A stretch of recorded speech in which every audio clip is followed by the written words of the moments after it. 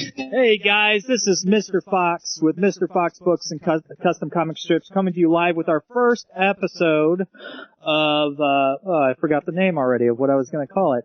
Art Smart. We'll just stick with Art Smart, guys. We're kicking off this daily vlog with the band The New 11. Let's hear it for The New 11, guys. Woo! Anyway, so, the band New, if you guys haven't, realized by now, watching all of our videos, the band The New 11 is the group that played music for our lovely children's book app.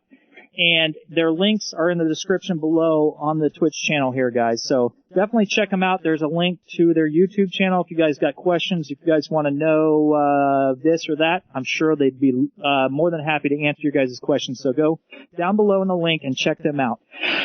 I'd like to welcome Matt and Josh from the band New 11.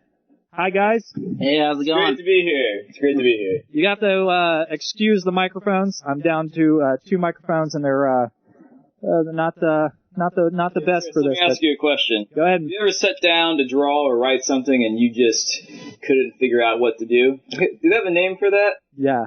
What do they call that? I call it an art fart, right? Because it farts and clouds my brain and doesn't air out.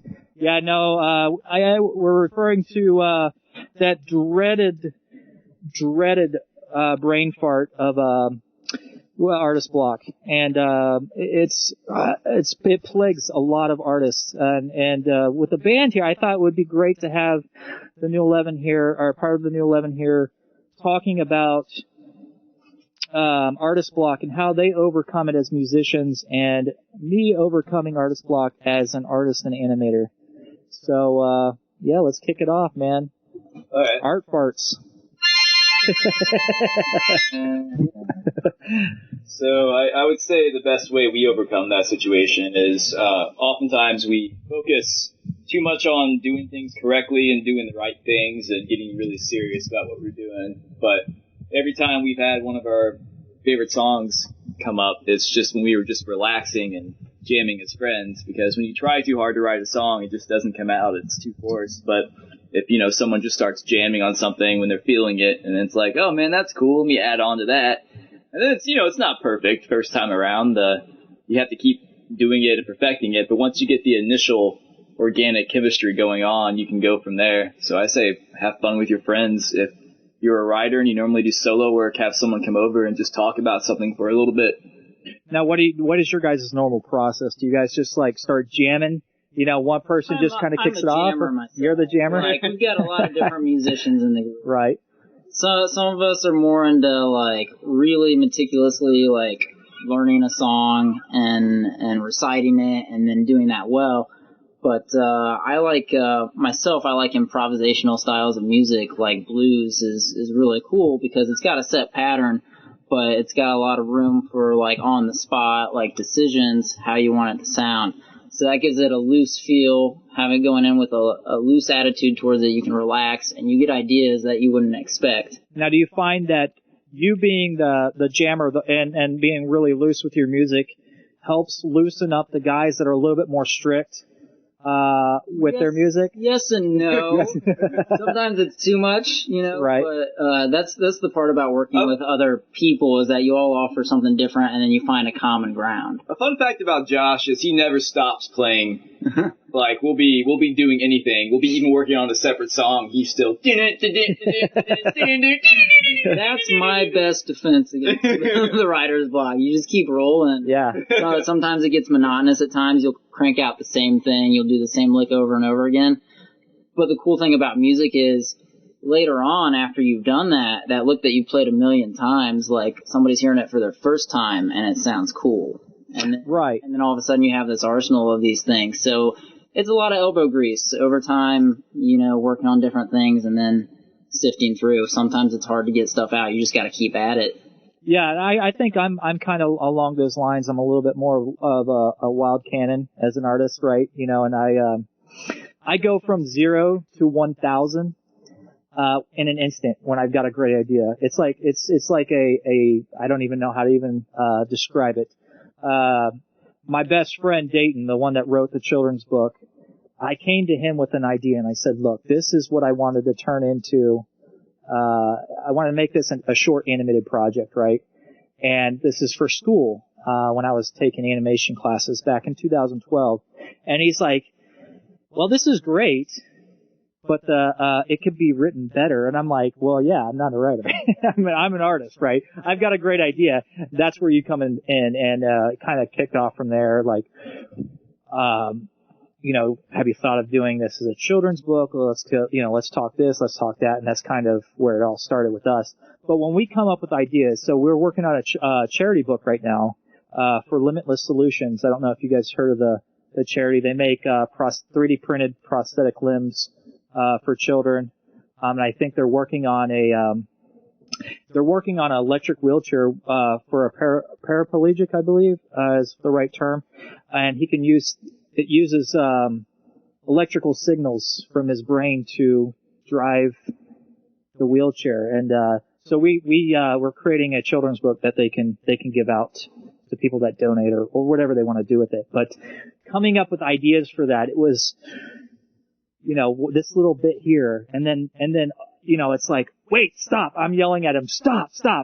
Let me get this out. And then I spit it out and I'm like throwing it right back at him. It's like this big snowball fight, throwing it at each other. It's like, oh, and then I spit my idea out and then it just compiles from there. And it's like 0 to 1,000. And by the time we're said and done, I'm like so amped. My wife is telling me to calm down. She's like, you already got high blood pressure. Your heart rate's already too high. You're on medication for that. You need to calm down, So yeah, that's more, my style, right? I just kind of run with it.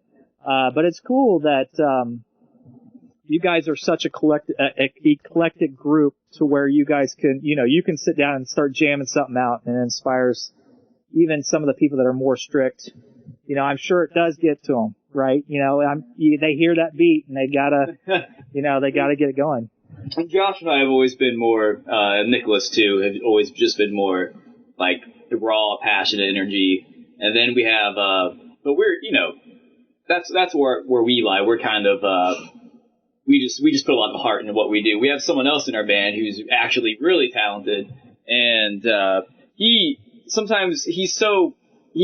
such a performer, and he's been working with instructors all these years. We'll just be like, all right, dude, do something like this, and he'll kind of sigh, be like, that's not what I do. Like, I just want it to be good. Like, yeah, so open your mouth and sing that lovely voice that you have. And he's like, I can't. There's not a spot for that right there. I gotta do like a scale. And it's like, come on, John. And then, but then once he gets going, then, he's like, it's amazing. He's got such a wonderful voice. And it's just kind of different types of people working together. Yeah, and you have to I find that you have to break people out of their mold, right? And I'm sure, like, there's times where in the group, the people that are right to the point kind of pull you in too. Like, they kind of, like, you're jamming, but all of a sudden you're like, wait a minute, I gotta pull this in, I gotta tighten it up, and then all of a sudden, so I think that's what makes a great collaboration of people, whether musicians or artists, is they can go in, with an open mind and say, okay, you and I are completely 100% different, but look at this great stuff that we're pumping out, like, man, this is so cool, and I think a lot of artists in general need to put aside their fears of other artists stealing their ideas and this and that. There's a lot of fear out there, right? And there's a lot of people that don't like group. Maybe it's just a general thing, and that's fine. That's their personality. But I find that talking with a lot of artists, one of the biggest fears working together in a group is that they're afraid somebody's going to steal their ideas, right? And to me, it's I can relate because I was there when I was getting out of high school. When your maturity level is that low. But it's kind of crazy to think that there are people in their late 20s and early 30s and even older than that still have that fear of somebody stealing their ideas, and that's why they don't want to group up with people. And I think it's just crazy. I know we kind of segued there a little bit, and you'll find through the podcast that I tend to do that. But, hey, Chris, I have an idea. Go ahead. Okay. While you're talking, pause, and I'm going to make you sound really profound, okay? Okay. All right, so go ahead and start talking. Oh, now he's putting me on the spot. So now, okay, so let's get back into artist block, right? Oh my, artist block.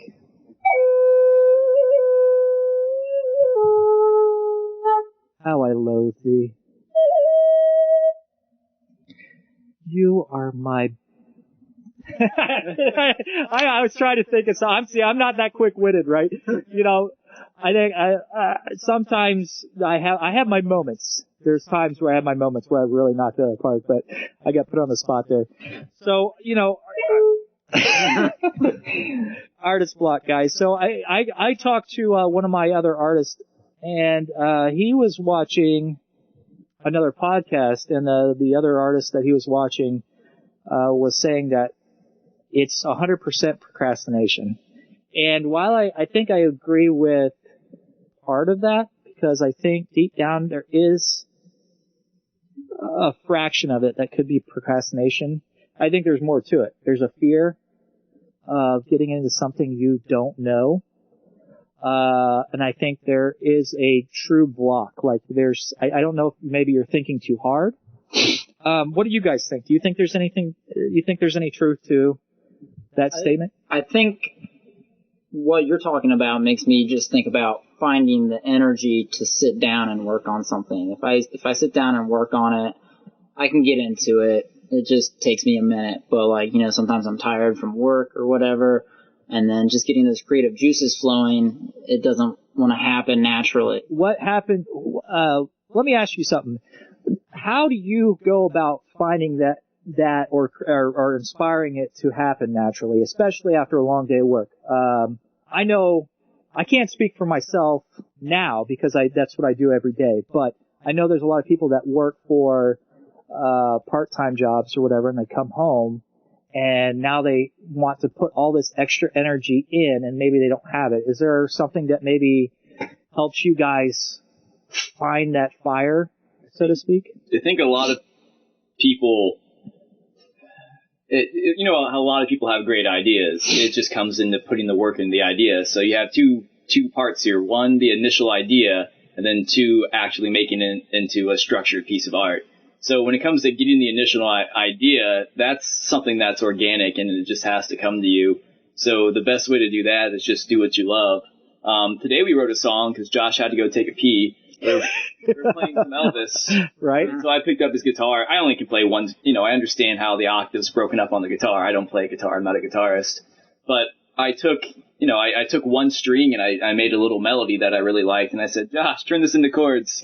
So, that's an example of working with somebody else and getting a completely different product than if you were working by yourself. I would not have come up with that on my own. Right. And isn't that a brilliant thing? Like, it is one of the most, I think to me, it's one of the most magical things that I really enjoy when I work with other people is being inspired with stuff that I wouldn't have thought of myself, and it's amazing, you know, working together with somebody and being inspired like that. And what makes it even better is working together with people that aren't going to say, well, I created that, or, you know, aren't going to be selfish enough to say that's mine, right? And I think that's what makes it even more magical. It's like you're jumping in, you're like, hey, and then somebody's like, oh my gosh, dude, man, I never would have thought of doing that. That is just so awesome. Yeah. So working with people. We're fairly new. We're still like in the honeymoon stage of being in a band. But we were watching the Eagles documentary today, and they're talking about how, you know, once they got big and even a few years into it, there's some turmoil within the group, and they compared it to being married plus 5 guys. Right. Yeah, I could see that. I mean, I would agree with that. I think that's the same with me and the freelance artists I have working for custom comic strips. It is, in a way, it is like a marriage. You have to balance other people's emotions and feelings, and it's kind of like, for me and my wife, how do I balance that without crushing everything, right? How do I do it without pissing her off, right? And I think it's just knowing the other people and being mature enough in a group and saying, okay, this is the type of person you are, and I know how far I can go without really pissing you off, right? I know how far I can go to push you, to inspire you, and not piss you off. I think that's really good. Really, really great. Now, a lot of people don't think that. They don't think to look at that as a grouping or a marriage, right? You know, they just say we're a band and this is how we are and blah, blah, blah. And they don't take the time to think about. No, you're working together. Yeah. Like that's what it comes down to. Well, and I think, you know, let's look at some of the bands that have failed over the years. I'm not going to name any because I'm horrible at bands and names. Give me a face and I'll remember it for life, right? But there's been a lot of bands over the years that they get in these little spitting matches and next thing you know, they're done. They are done. Yeah. And it's like, you know, nobody ever has really sat down to ask, have you thought about the dynamic you have going on, right? And all you ever hear about is this person said this and that person said that. And they never talk about some of the deeper stuff that probably should be talked about when you get in working with a group. Yeah. I mean, it comes to a decision, like, if you're recording and practicing and making music and you have someone, and you've obtained a level of success, and you have someone in your band who has a lot of fan appeal, and people are going to be upset, you know, if they're not in the band anymore, but if they're not coming to practice, if they're not coming to the recording sessions, if they're drunk all the time, like, it's a really hard situation because you can't work with this person, but, like, they're also part of your success and they, you know, help build it up at the same time. Right. And that makes it tough, right? Because you ultimately, your guys are really good friends, and... Sorry, Josh, you need to take that phone call? I think it's, Oh, it's mine. Don't worry about it. So, you know, you guys are really good friends, and I know, like, and I'm sure a lot of, and maybe I'm kind of out of place. Maybe some of the bands, some of the famous bands that have broken up over the years, maybe they did think deep into it. Maybe it just came down to trying to help a friend out or trying to do this and trying to do that. How would you overcome something like that? I know that's probably a topic that could be for a whole nother discussion, but maybe we talk about it real quick. How would you guys approach that? You know, if you had a band member that, helped bring you guys success and they're going down a bad road or a rough road, which is a very common thing. Maybe not for like the type of music you guys play, or maybe it is. I don't know, but you know, you find that with a lot of people that get success and money, sometimes drugs and alcohol are their downfall. You know, we could do a moment of silence for God, I'm going to screw up his name. Last name's Weiland. I don't remember names. Is it Scott Weiland? Scott Weiland. Yeah, Scott Weiland. You know, I hear that he was an addict, and he abused, I don't know what kind of drug, or if he was an addict on alcohol or whatever, but, you know, how would you guys handle that? I mean, I know it's a whole nother topic, but that's a tough topic. You got to be able to do your job. Yeah, you gotta be functioning. Yeah. You know, like, everybody has their own. Now, do you guys have it to where it's like, I would give you this many chances, or is it like, this is a job and everybody should look at it that way? Or how I mean, cause this is a tough question, and this is probably one of the biggest questions is, working in a group, you are friends. Ultimately, you become friends, right? Yeah. And that's a very, you know, very hard thing for people to handle, right? So, you know, how do you guys look at it I know you look at it probably as friends first, but. No? Maybe a mix of both. It's a little bit of everything. Yeah, you gotta, you know, keep a level of respect, because once you don't respect someone, then there's no way you can go anywhere. But you have to be able to, you know, talk about it as adults and music first. Right. We can't just let people make bad decisions or go the wrong way or have authority in places they shouldn't when it's affecting the music. Right. Right. And I would agree with that. As long as what I have to deal with, it's very similar. You know, it's about the art and the clients and our customers, and sometimes it just comes down to doing the right thing. And that's sometimes the hardest thing to have to deal with. But, sometimes you just got to do it. You got to make that call, and in the respect thing, do you think that person can ever earn that respect back, or do you think it's just something? Now, I'm the type of person I'll give you 2 chances, right? And then the third one's like, I got to walk away. I got to make sure. When it comes to client work, I'm different though. You get one chance. One chance. If you really, really drop the ball on the client, then, that's that. I mean, there's really no coming back from that, because depending on the client, you are now burning bridges with them and possibly 10 other companies or 10 other people, right? It's that word of mouth thing. That one person is inevitably going to talk to 10 other people about who you are and what you do. Yeah. And it does happen. So, anyway, I'm kind of going everywhere. Guys, I wanted to keep this unscripted. We're kind of just flying by the seat of our pants, and that's how I want it. I want it to be fun, and that's how every episode's going to be. We're going to have topics already planned, but just bear with us as we grow, okay? I hope you guys are enjoying this podcast so far. You guys want to talk about, you guys got a little bit more time? How are we on time? We good? A little bit more time? Just let me know. We'll cut it. We'll cut it when we got to cut it. Yeah, we got maybe another 10 minutes. Cool. All right, cool. So, for me, my big thing about getting over artist block is I love 50s rock and roll, right?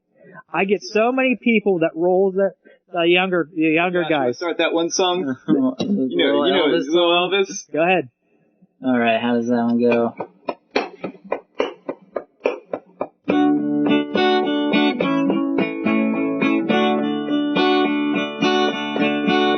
Wise men say only fools rush in.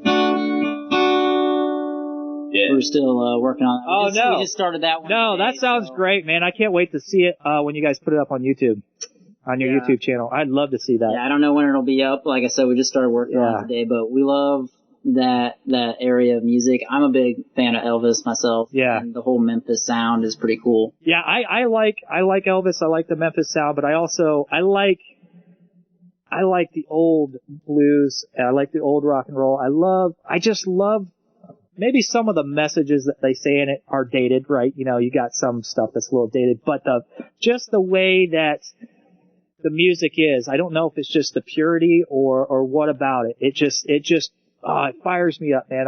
It never fails.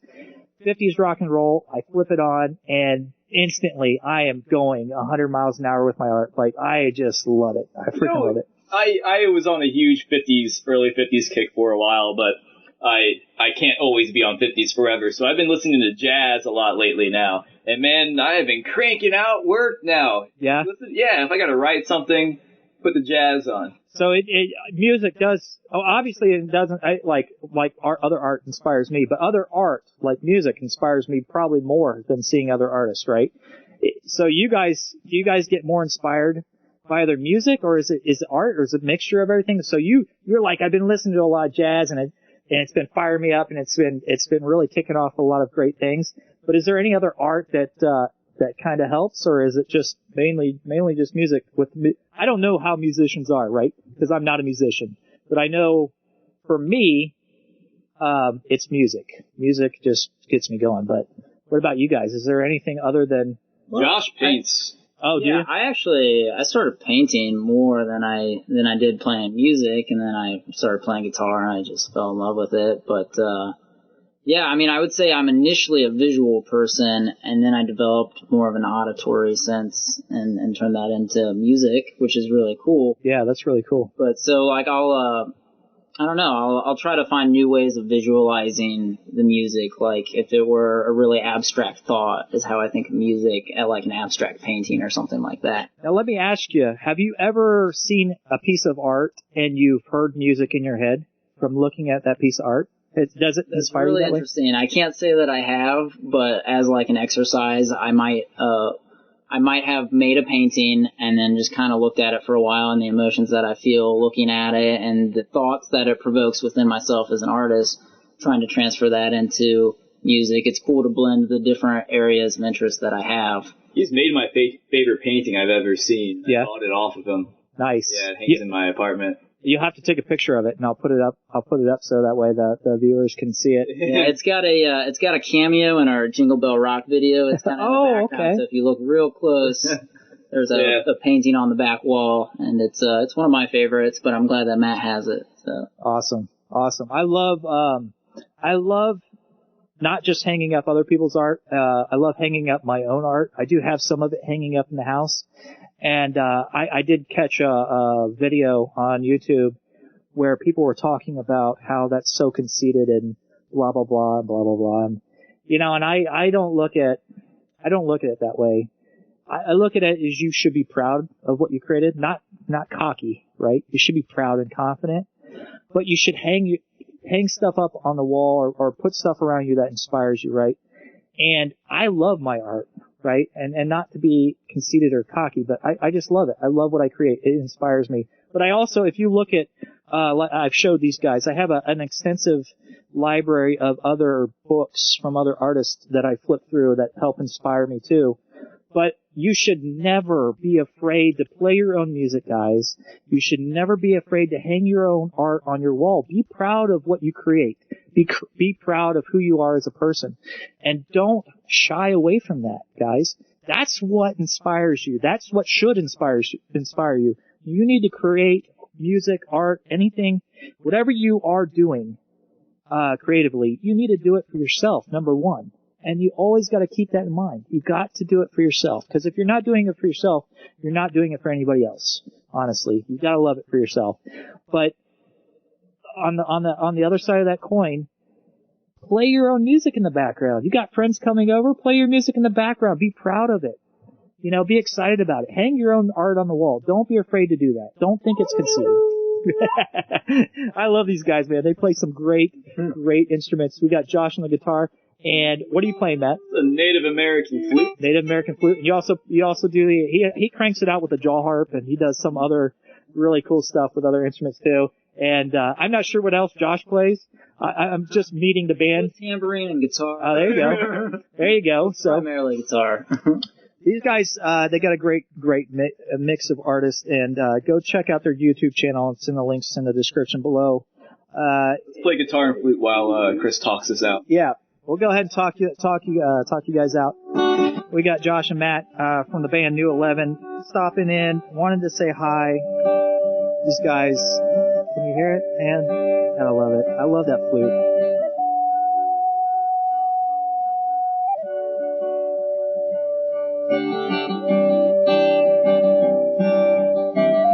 Guys, be happy today. I hope you had a great day. Just let this music sink in. Enjoy it.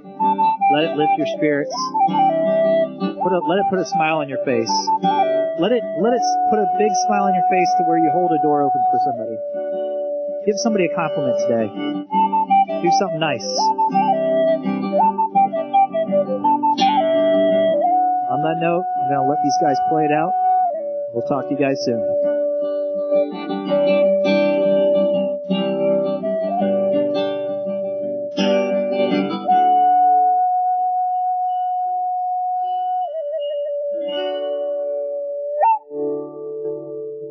Bye-bye!